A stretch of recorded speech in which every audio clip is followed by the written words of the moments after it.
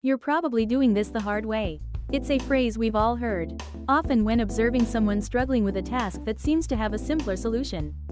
At its core, the expression implies that a person is approaching a problem or task in a manner more complicated, time-consuming, or difficult than necessary.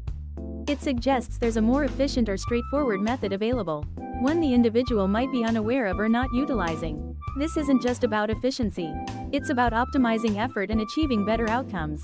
So, why do we sometimes choose the path of most resistance? The reasons are varied and deeply human. One common factor is a sheer lack of experience or guidance. When you're new to a task, you might not know established best practices or clever tricks. You simply tackle it with the knowledge you possess, which might lead to an unnecessarily laborious process. Imagine trying to assemble furniture without instructions, or coding without understanding fundamental algorithms.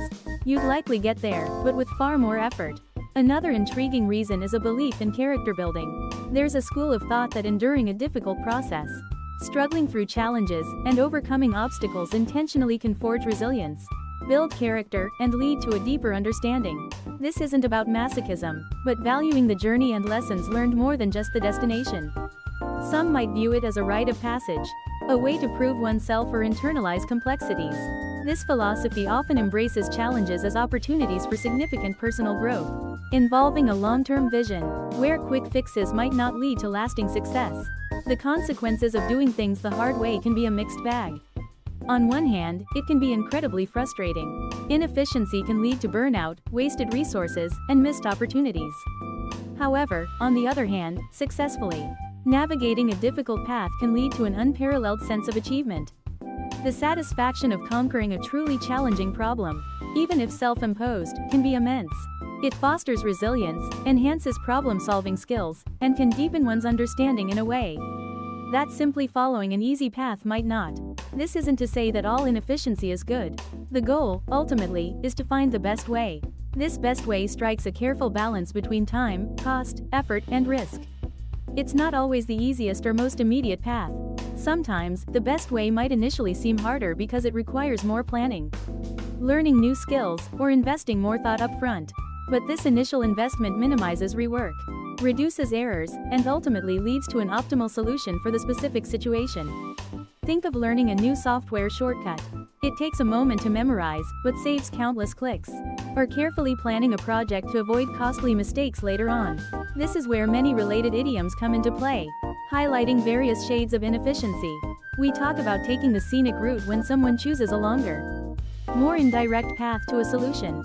The term Rube Goldberg machine or process describes an overly complicated method for a simple task. Swatting flies with a sledgehammer vividly portrays using excessive force, or the wrong tool for a simple problem. Going from my thumb to my pinky by way of my elbow captures a roundabout and unnecessarily complex route. When there's a lack of coordination, we say the left hand doesn't know what the right hand is doing.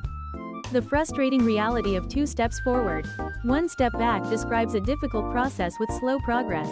Then there are those who are chasing rainbows, pursuing unrealistic goals, or boiling the ocean, trying to tackle something too large and complex.